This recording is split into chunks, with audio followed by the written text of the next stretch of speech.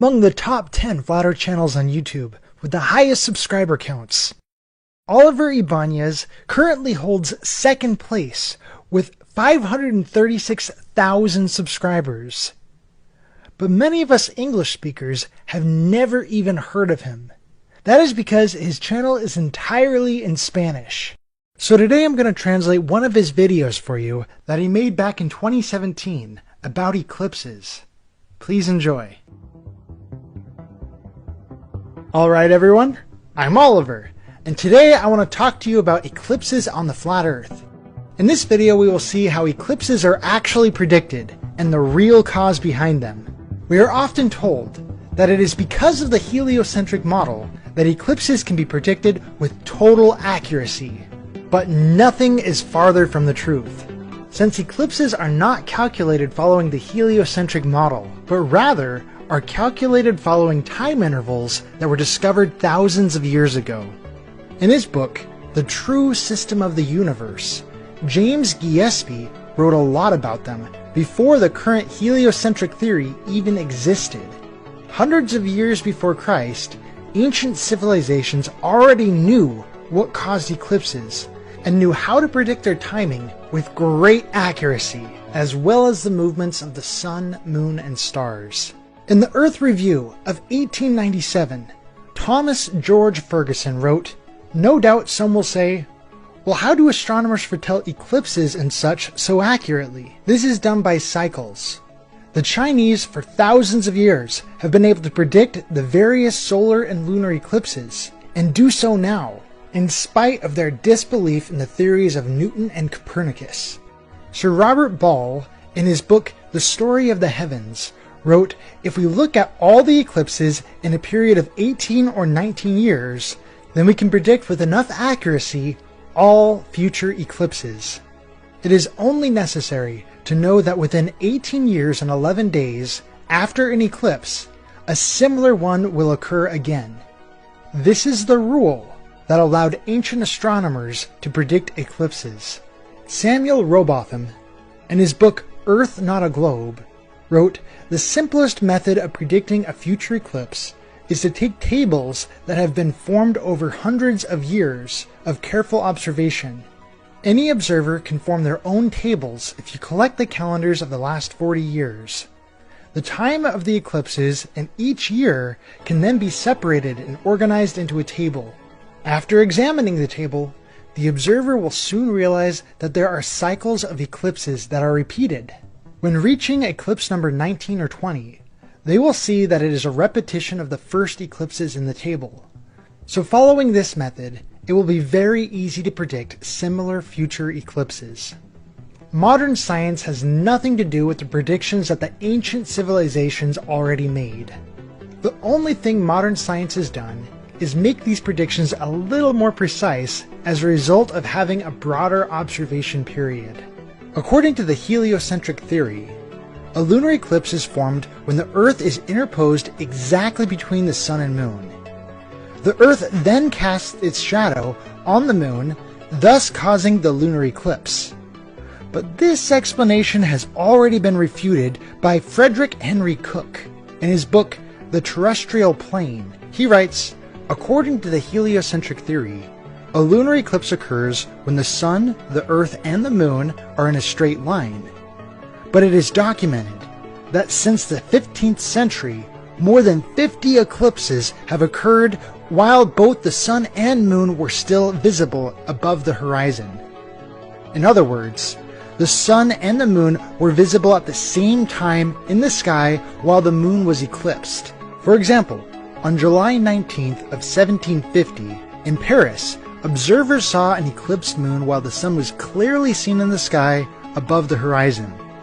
The same thing happened in the eclipses of April 20th of 1837, September 20th of 1700, June 16th of 1666, November 3rd of 1648, and July 17th of 1590. Also, a recent documented event occurred on August 16th of 1989 in Hawaii, where the partially eclipsed moon could be seen rising while the sun was still setting. That means the sun, the earth, and the moon were not aligned while the lunar eclipse occurred. So it is impossible that the eclipse was caused by the Earth's shadow being projected onto the moon. Another thing they say is that the solar eclipse occurs when the moon stands between the Earth and the sun, the moon covering the exact circumference of the sun. This already improbable scenario is refuted by recordings where it can be seen that it is not the moon covering the sun during an eclipse, showing us the moon does not cause the solar eclipse.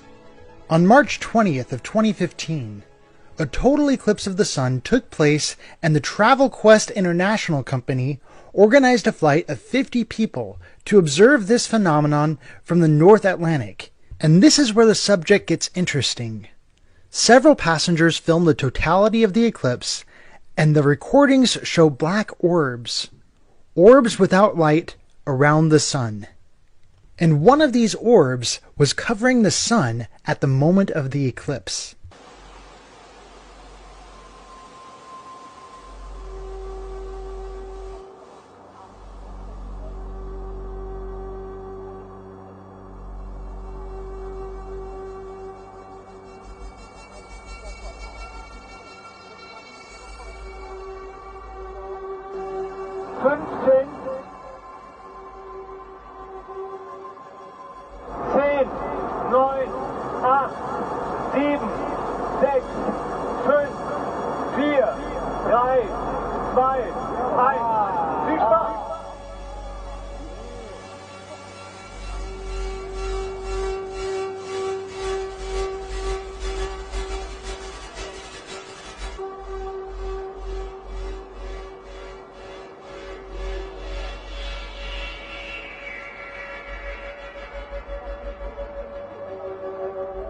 The possibility of these orbs being stains on the window of the plane is ruled out when we analyze the images and apply these green and red lines. And we see that the orbs move in relation to the sun, while the spots in the airplane window do not move at all. So they are clearly two objects in a different space. The orbs are in the sky next to the sun, so they all move together, in contrast to the spots inside the plane on the window.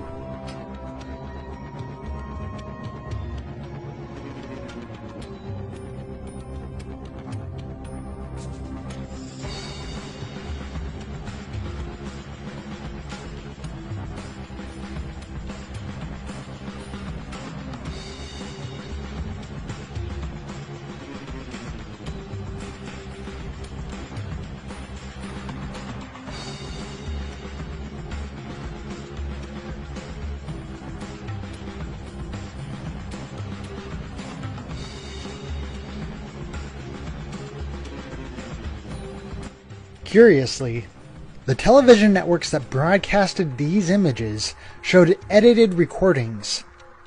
They edited the black orbs out of the original recording. The existence of these non-luminescent orbs in the sky has been corroborated for thousands of years by astronomers and observers. In the report of the Council of the Royal Astronomical Society in June of 1850, it was written that we must seriously doubt that the moon is the only satellite of the Earth. In the report of the Academy of Sciences on October 12th of 1846, and again in August of 1947, the director of one of the French observatories showed a series of calculations and observations that led him to conclude the following: there is at least one non-luminescent celestial body of considerable size attached to the Earth as a satellite. The astronomer and mathematician Sir John Herschel admitted that there are invisible moons in the firmament. Another astronomer and mathematician, John Lubbock, thought so as well, and even showed formulas for calculating their distances. At the reunion of the British Association for the Advancement of Science in 1850, the president said the following: "The view is gaining popularity, though the stars were accompanied by large orbs that never emitted light. The best astronomer of our time sent me a letter in July of 1844. He said, 'I continue to believe that Procyon and Sirius are really double stars, and that each is made up of a visible and invisible star. Painstaking research at Königsberg by Peter Sauber supports the belief that there are invisible stars in the sky. Johann Heinrich Lambert, a mathematician, physicist, astronomer, and philosopher, wrote that there are large, dark cosmic bodies. The existence of these non-luminescent orbs in the sky has been widely documented over the centuries. However, the elite hide the truth from us, and instead show us computer graphics, a technique that obviously no longer works with people who have woken up. People who follow my channel will already know that the government agency of NASA is a big fraud and is just a setup. In the case of eclipses, all they offer us is a false explanation of reality about how they are formed, and recordings where these orbs are edited out. The truth is that these non-luminescent orbs exist, and these celestial bodies seem to be the direct cause of eclipses. Thank you all very much for being here. Until next time, this message has been brought to you by Oliver Ibanez and the Flat Earth Institute of Science.